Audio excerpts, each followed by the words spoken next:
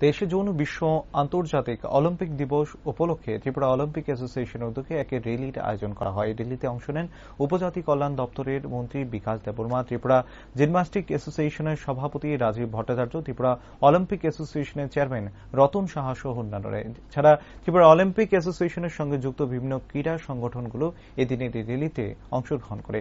রবীন্দ্র ভবনের সামনে থেকে র্যালিটি শুরু করে শহরের বিভিন্ন পথ পরিক্রমা করে পুনরায় রবীন্দ্র ভবনের সামনে এসে র্যালিটি শেষ হয়। পরবর্তী সময়ে এক কর্মকর্তা সংবাদ মাধ্যমের সামনে বলেন, এই আন্তর্জাতিক অলিম্পিক দিবসকে সামনে রেখে 16 জুন থেকে নানা কর্মসূচি প্রতিপালিত হয়েছে। তিনি আরো বলেন, 1982 সাল থেকে এই অলিম্পিক অ্যাসোসিয়েশন ত্রিপুরায় কাজ করছে। তিনি সবাইকে এর জন্য শুভেচ্ছা জানিয়েছেন।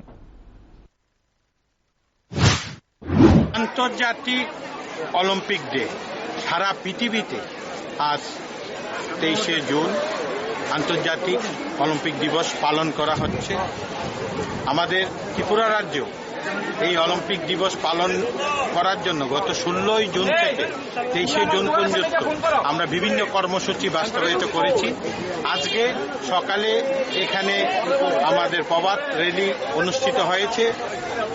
এই র্যালিতে আমাদের রাজ্যের মাননীয় উপজাতি কল্যাণ মন্ত্রী বিকাশ দেববর্মা মহাশয়, রাজ্য জিমন্যাস্টিক্স অ্যাসোসিয়েশনের সভাপতি তথা সমাজসেবী রাজীব ভট্টাচার্য মহোদয় এবং ত্রিপুরা অলিম্পিক অ্যাসোসিয়েশনের যিনি অ্যাক্টিং প্রেসিডেন্ট দ্রোণাচার্য বিশ্বেশ্বরনন্দী মহোদয় এবং আমাদের সবার প্রিয় আমাদের অলিম্পিক অ্যাসোসিয়েশনের চেয়ারম্যান রতন সাহার নেতৃত্বে আজকে আমরা একটা প্রভাত র্যালি করেছি। এখানে দেখতে পাচ্ছেন রাজ্যের বিভিন্ন প্রান্ত থেকে হাজার হাজার খেলোয়াড় এই প্রভাত র্যালিতে অংশগ্রহণ করেছেন।